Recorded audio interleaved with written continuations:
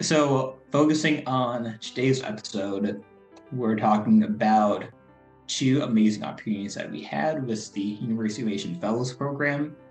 Would you like to give a little context about what I'm talking about here? Yeah, so as part of the University Innovation Fellows program, each like the UIF is spread out all around the world, right? There's different chapters all around the world, and so one really cool opportunity that gets made possible because of that is the opportunity for meetups, where different.